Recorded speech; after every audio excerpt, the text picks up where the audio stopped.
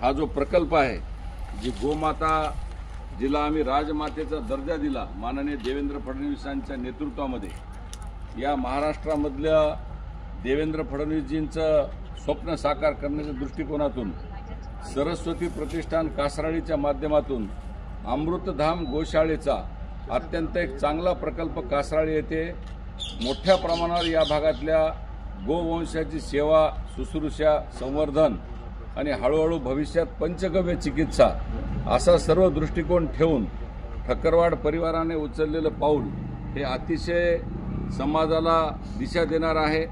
या महाराष्ट्रातल्या गोवंश सांभाळणाऱ्या आणि विशेषतः माझा गोसेवा आयोगाला पण विनंती आहे की त्यांनी देखील या प्रकल्पाला एकदा भेट द्यावी की माझ्या या मतदारसंघातील सरस्वती प्रतिष्ठानच्या माध्यमातून अमृतधाम गोशाळा ज्या पद्धतीने चालू आहे त्याची जी वाटचाल आहे ती कैलासवासी माजी आमदार गंगारामजी ठक्करवाड साहेब यांच्या संकल्पनेतून जी सुरुवात झाली आणि त्या बीजारोपणाचं काम वृक्षात रूपांतरित करण्याचं काम माझे मित्र जिल्हा परिषदेचे सदस्य, या जिल्ह्याच्या भारतीय जनता पार्टीचे जिल्हा सरचिटणीस माननीय लक्ष्मणरावजी ठक्करवाड यांनी आपल्या अंगावर घेऊन या कामासाठी स्वतःचे जीवन समर्पित केलेले आहे।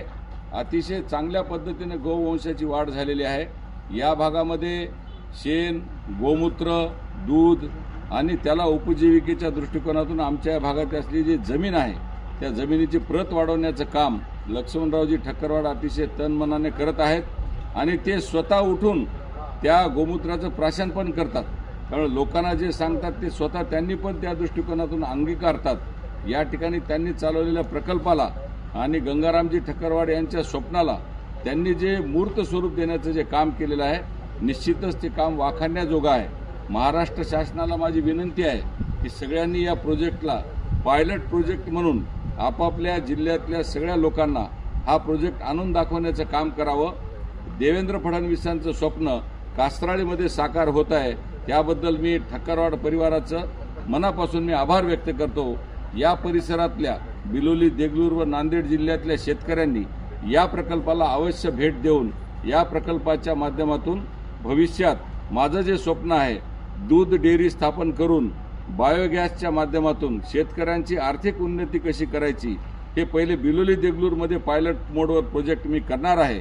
त्या कामासाठी या भागातल्या सगळ्या शेतकऱ्यांनी ठक्करवाड परिवाराने चालवलेल्या या गोशाळेला जरूर भेट द्यावी व देवेंद्र फडणवीसांचं स्वप्न साकार करण्यासाठी सगळ्या जनता जनार्दनाने, मायबाप शेतकऱ्यांनी याला हातभार लावावा ही विनंती करतो। धन्यवाद।